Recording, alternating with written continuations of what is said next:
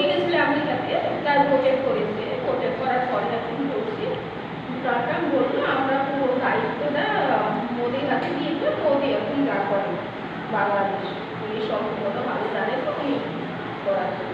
তা আগে ডোনাল্ড অনেক বাংলাদেশে হুঁশিয়ার করে দিয়েছে, তা ওরা মানে নাই। এবারে নিউজ ভয় পেয়ে গেছে।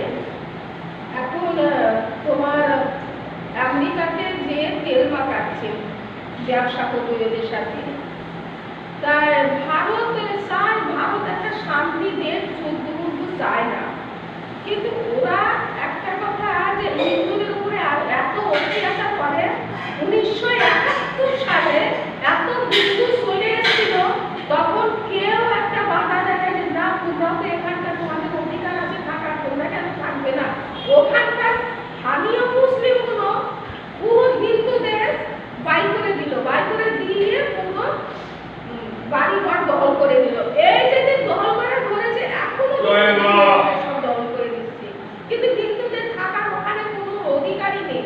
কেন অধিকার থাকবে না? ওখানে আমরা দেখি যে বড় বড় ইতিহাসগুলো, ঢাকেশ্বরী, তাহার শ্রী চৈতন্য মহাপ্রভুর জন্ম, অনেক ইতিহাস আছে, কিন্তু ওরা বলতে পারে যে আমাদের ওখানে কেউ মহাপুরুষ জন্মিয়েছে, মহাপুরুষ ওখানে জন্মিয়েছে। আসল মহাপুরুষ কিন্তু ওই বাংলাদেশে প্রচুর জন্মিয়েছে হিন্দুদের, কিন্তু মুসলিমদের কিন্তু কেউ জন্মায় না।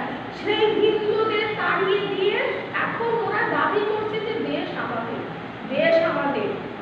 71 সালেও কেউ বাধা দেয় নাই, কেউ নয়, কেউ বাধা দেয় নাই।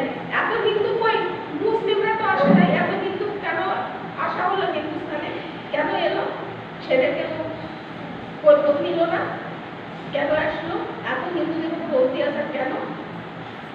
এক নম্বর ধরা যায় যে পাকিস্তান আর বাংলাদেশ খুব বাদী, ওরা ভীষণ বাদী।